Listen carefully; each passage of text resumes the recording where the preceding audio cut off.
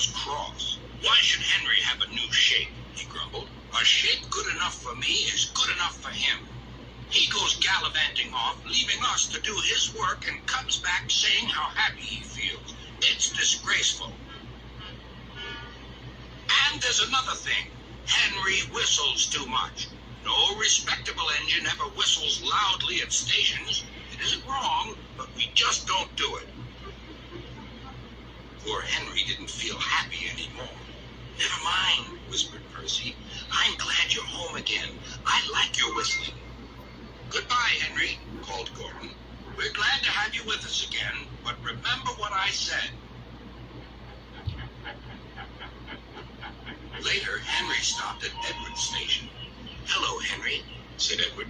You look splendid. I was pleased to hear your happy whistle yesterday. Thank you, Edward, smiled Henry. Shh! Can you hear something? It sounds like Gordon, said Edward, and it ought to be Gordon, but Gordon never whistled like that. It was Gordon. He came rushing down the hill at a tremendous rate. He didn't look at Henry, and he didn't look at Edward. He screamed straight through the station and disappeared. Well, said Edward, it isn't wrong, chuckled Henry, but we just don't do it. And he told Edward what Gordon had said.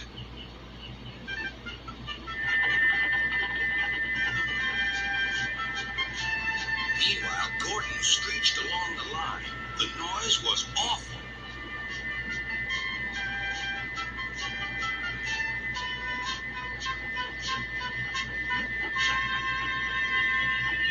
At the station, everyone covered their ears. Sir Topham Hatt covered his ears, too. Take him away, he bellowed, and stop that noise.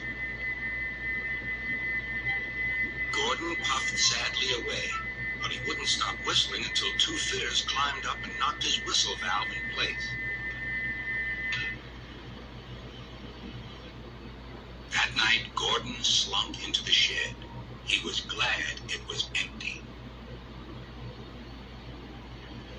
It isn't wrong, murmured Henry to no one in particular, but we just don't do it. No one mentioned whistles.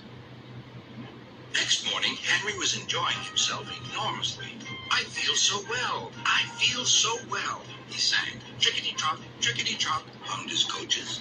Then he saw some boys on a bridge. Beep, beep, hello, he whistled. Oh, he called. The boys didn't wave and take his number. They thought it fun to drop stones on him instead. They've broken our glass! They've broken our glass! Cried the coaches. The passengers weren't hurt, but they were cross. Call the police. No, said the driver. Leave it to Henry and me. What will you do? They asked. Can you keep a secret? Yes, yes. Well then, said the driver, Henry is going to sneeze at those boys.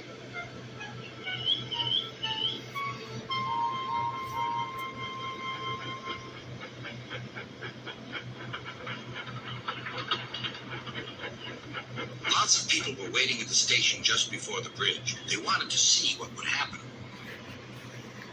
Henry has plenty of ashes, said the driver. Please keep all windows shut till we've passed the bridge. Henry's as excited as we are, aren't you, old fellow? Henry felt more stuffed up than excited. Soon they could see the boys, and they all had stones. Are you ready, Henry? Said the driver. Sneeze hard when I tell you. Now, he said. Achoo!